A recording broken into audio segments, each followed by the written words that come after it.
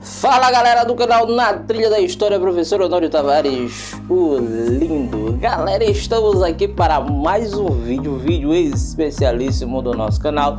E sim, tirei as lentes, agora os meus olhos azuis naturais estão aqui, mas vocês não poderão ver. Se contentem. Fazer o quê? Galera, hoje, 15 de novembro de 2022, há 133 anos, deram um golpe na monarquia. Exatamente. Se fala tanto em golpe, golpe disso, golpe daquilo, de fato ocorreu um golpe no Brasil. E esse golpe criou essa coisa na qual estamos vivendo, que é a República. Beleza? O vídeo de hoje nós introduziremos aqui, falaremos um pouco, discutiremos um pouco sobre esta coisa chamada República. Então já vai se inscrevendo no canal, já vai deixando o seu like, ativando o sininho para receber as notificações e compartilhando, porque está no ar o seu, o meu, o nosso canal Na Trilha da História, professor Honório Tavares, o lindo. Vamos lá. Desde 1889, com o golpe da República, 6 tentativas de repúblicas ocorreram. Honório, lindo, como assim?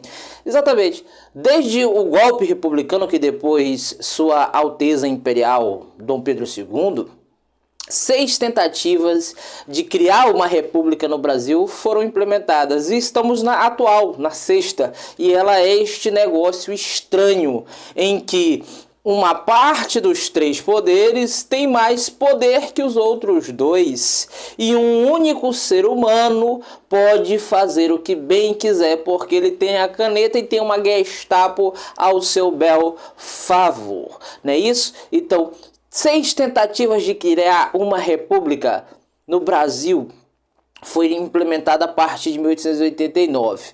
E detalhe, a gente imagina, a república é um modelo consolidado, né, em que traz para nós uma estabilidade. Não, não é. Aqui no Brasil não é assim. Olha só, desde a criação, desde o golpe republicano que depois Dom Pedro II, 8 presidentes foram impedidos de continuar o seu mandato. 6 destes sofreram processos de impeachment e 2 deles foram depostos por ditaduras ou regimes autoritários. Então, não dá para dizermos que a República Brasileira é uma república consolidada com estabilidade, como alguns ilustres membros de cortes superiores insistem erroneamente a dizer. Beleza? Vamos lá. O Brasil sofreu um golpe republicano. 15 de novembro de 1889, o imperador Dom Pedro foi convidado, com algumas aspas, a se retirar do Brasil imediatamente com apenas a roupa do corpo. Mas até a gente chegar aqui, vamos lá. Existiam 3 fatores, 3 segmentos da sociedade que apoiavam a monarquia no Brasil. Era a igreja, era a classe dos grandes proprietários rurais e o exército. Vamos lá, quando isso mudou? Quando esse ideário republicano chegou no Brasil e deu esse problemão que está aqui hoje. Vamos lá, a partir de 1870, não é o assunto que nós vamos tratar, mas precisa ser relevado aqui, houve a Grande Guerra, um dos grandes conflitos que o Brasil se envolveu de fato, que foi a Guerra do Paraguai, juntamente com a Argentina, Uruguai, Paraguai e o Brasil. Esses 4 agentes estiveram envolvidos na guerra, e a Tríplice Aliança, Argentina, Uruguai e o Brasil, eles criaram a Tríplice Aliança para lutar contra o Paraguai. O Paraguai descontentava a Inglaterra. A Inglaterra era a principal potência hegemônica do período, e o Paraguai não precisava da Inglaterra para comercializar, para enriquecer. O Paraguai enriquecia mais que os outros países da América do Sul, e a Inglaterra viu isso com péssimos olhos e instigou o Brasil, a Argentina e o Uruguai a deflagrar um conflito contra o Paraguai. Os resultados disso, nós podemos fazer um vídeo depois sobre esse evento, foi a dizimação de 1/3 da população masculina. Traços disso trazem com que o Paraguai, olha só, século XIX até hoje, século XXI, amargue ali índices inaceitáveis de miséria, de pobreza. Só que, mesmo com todos esses problemas, o Paraguai, ele se remodelou, ele se reestruturou, e hoje é um dos países com ascensão econômica, diferentemente aqui do 7-1, do 7-1, beleza? Vamos lá, continuando.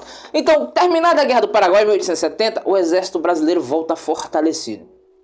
Os militares voltam, ei, nós vencemos uma guerra, nós defendemos a nossa pátria, nós podemos fazer parte dos debates políticos. Chegam para o imperador, ei, Pedroca, parceiro, precisamos falar, nós precisamos de mais participação dentro dos debates políticos aí, porque nós defendemos a nossa nação. Esse foi o primeiro cisma. Por quê? O imperador não, relaxa, fica no teu lugar. A função das Forças Armadas é defender a garantia da lei e da ordem e o Estado. Isso, os militares ficam assim, rapaz, esse cara tá pensando que é quem? A partir de hoje, o exército brasileiro não obedece mais o imperador. Primeiro ponto, a ruptura, a questão militar, ou seja, o apoio das Forças Armadas deixa de existir para a monarquia. O segundo, questão religiosa. Eu vou falar um pouquinho rápido, galera, porque senão o vídeo fica grande e vocês não veem, que eu sei, mas é assim mesmo. Vamos lá. Questão religiosa envolveu os príncipes de Olinda e Pernambuco, que criticavam a maçonaria. Apesar do Estado brasileiro ser católico, hegemoniamente católico, mas a monarquia era maçom. A grande parte dos homens principais do Brasil, da elite dominante, era maçom. E aí os padres começaram a criticar a maçonaria, maçonaria isso, maçonaria aquilo e tal. E aí a galera chegou, bateu o fio para Pedro. Pedroca, parceiro, estão falando mal da ordem. E aí, o que tu farás? E aí o imperador chama os bispos. E aí, galera, olha, que isso? A galera lá são meus parceiros, são meus brothers. Relaxem, fiquem na de vocês. O Estado brasileiro já é católico. O que vocês querem fazer essa confusão? E aí os padres, os bispos insistem em criticar a maçonaria. Pedro, pá, mete eles na chave. Meteu eles na chave, beleza? E querendo ou não, isso ali criou um clima de ruptura entre a igreja. Chega no Vaticano, bispos presos no Brasil, que isso e tal. A igreja retira o apoio da monarquia. A segunda base de sustentação ruída. E a terceira e última, os grandes proprietários de escravos. E essa é bem óbvia, a Lei Áurea de 1888, no momento em que a princesa Isabel estava como regente, ela assina uma lei que vinha desde 1850, várias leis sucessivas sendo aprovadas para a abolição da escravidão, certo? E isso fez com que os grandes latifundiários, grandes proprietários de terras no Brasil retirassem o apoio da monarquia, porque perderam a sua mão de obra. Que mão de obra era essa, Honório? Os escravos. Os escravos eram a mão de obra e a galera não queria pagar os escravos para trabalhar, se eles trabalhavam de graça, não? E um outro fator que corre por fora é a ideia do Condor, o marido da princesa Isabel, ascender ao trono como imperador consorte, ou seja, ele também governaria o Brasil. E novamente aquela ideia, o Brasil terá um imperador estrangeiro. E isso, querendo ou não, causou murmúrias dentro de certos setores da camada brasileira. E, à luz de todas essas coisas, deram um golpe na República, intimaram o imperador e sua família a se retirar imediatamente. A família imperial foi deposta em casos imediatos, em horas. Eles receberam a notícia, o imperador toma, com muita tristeza, sai do Brasil desolado, uma terra pela qual ele sempre batalhou, ele sempre lutou, ele sempre amou. E um dos últimos desejos de Dom Pedro II era ser enterrado com uma porção de sua terra querida e amada. Ou seja, o Brasil, no caixão de Dom Pedro, onde ele foi sepultado lá na França, colocaram um jarrinho com terras do Brasil, porque era a vontade dele. Dom Pedro amava o Brasil. Dom Pedro, galera, Dom Pedro II, ele é, historicamente, o maior brasileiro que já existiu. Ele amava o país, ele tinha um apego, ele tinha uma devotação pelo país, ele era devoto deste país, ele era devoto dos seus dos seus súditos, ele amava os seus súditos, mas foi deposto por interesses dos grandes latifundiários, da grande elite que está aí se reinventando desde a consecução do golpe da República. Ponto. Chega esse negócio esquisito chamado República, primeiro presidente Deodoro da Fonseca, tendo como vice Floriano Peixoto. Olha só, Deodoro da Fonseca fica apenas 2 anos no governo, porque Floriano Peixoto o ameaça.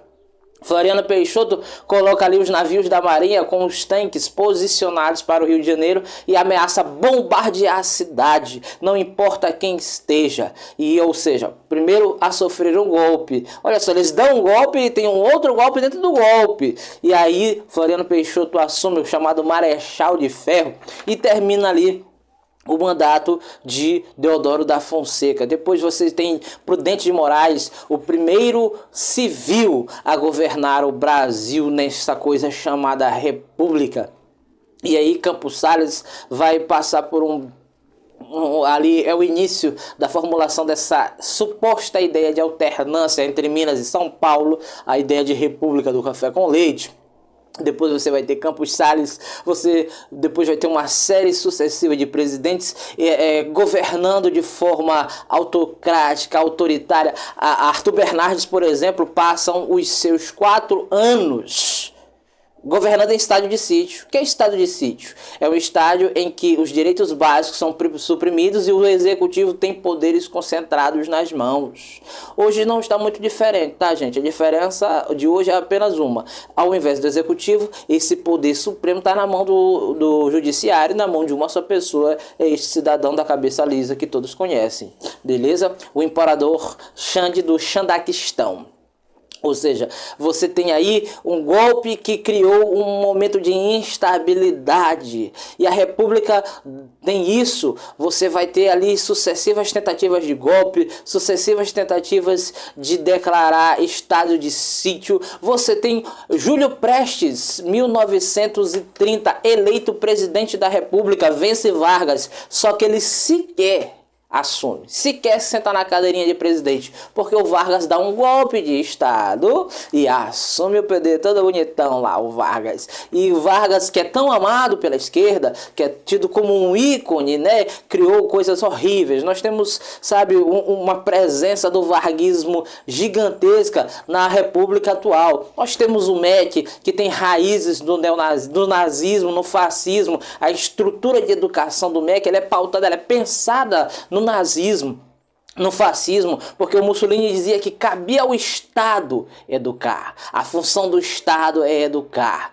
Além de lecionar, é educar. Essa função não pode ser repartida com a família. Essa função ela é pura do Estado. E o MEC brasileiro é isso. É essa concentração absurda de poder, nessa ideia de educação, de lecionar, de transferir, de retirar da família esse poder de instrução. É isso, esse MEC é horrível, essa coisa estranha que aí está, mesmo com o governo de centro-direita, não foi possível desaparelhar o MEC. Vide as provas do Enem, essa coisa horrível, esse tema da redação horrível, essa coisa estranha. Tantos absurdos aconteceram no Brasil de 2020 até 2022 e os caras propõem um tema de redação esdrúxulo, né? Não, é incrível, incrível. Nós temos um pseudo-ditador ou um ditador de fato governando o Brasil, que é o senhor, o imperador Xande, e ninguém diz nada, né? Não se propõe a pensar sobre isso, não se propõe esmiuçar as linhas da história nas provas do MEC, nas provas do Enem. O INEP é um órgão totalmente aparelhado a canhoteiros, beleza? Então você tem o Washington Luiz, o Júlio Prestes, que nem assume, o Vargas, que passa 15 anos aí, né, surfando e tal, concede ali alguns direitos de votos às mulheres, traz da Carta del Lavoro, né, essa ideia de consolidação das leis de trabalho, também fascista, mas está até hoje, a galera bate no peito, e tal, mas artigos fascistas. Vivemos sim um estado fascista, porque é raiz do governo Vargas. Beleza? E aí você vai passando. O Vargas passa 15 anos, depois ele sai ali muito a contragosto, cria o queremismo. Não, eu consegui isso pra vocês, olha, vocês vão me depor, eu vou sair, percebo.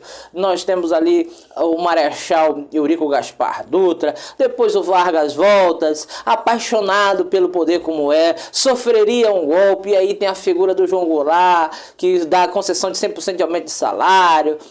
E o Vargas, tão apaixonado pelo poder, decide se matar, não queria sair, era um ditador nato, Getúlio Vargas, não? E os militares que iam depor pisando feio, e aí tem aquele momento populista ali de 1946 até 64, Dutra, o Vargas, o Jânio Quadros, Juscelino Kubitschek incha a máquina pública, cria Brasília porque ele cria um pedestal, um panteão para a classe política.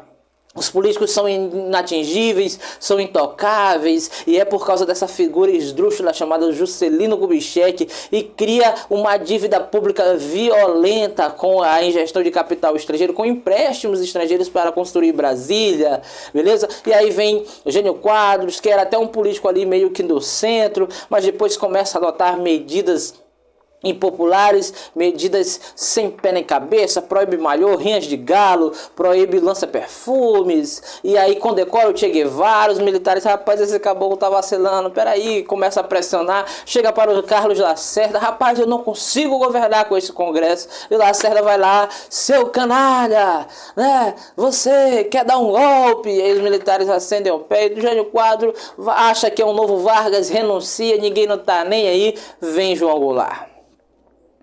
João Goulart na China fazendo turismo, queria implementar uma ditadura do proletariado, exatamente, o Goulart queria fazer uma ditadura. Em 1963 já existiam ligas terroristas no Brasil, já existia guerrilha armada no Brasil. Isso não é uma invenção de 64 dos militares, não, em 63 já existia no Brasil luta armada, guerrilha, né? A galera já estava fazendo curso lá em Cuba, com o Guevara, com o Fidel Castro. Em 68 os bolivianos fuzilam Che Guevara, né? Não, deram o destino que ele merecia, um sanguinário daquele que fuzilava pessoas, fuzilava os homossexuais, fuzilava aqueles que eram contra o seu modo de pensar, o Che Guevara, e ele encontra o fim dele em 68 nas serras de Maestras, na Bolívia, beleza? E aí nós temos o surgimento do chamado golpe militar. Na verdade, o golpe foi dado pelo próprio parlamento, porque quem caça o João Goulart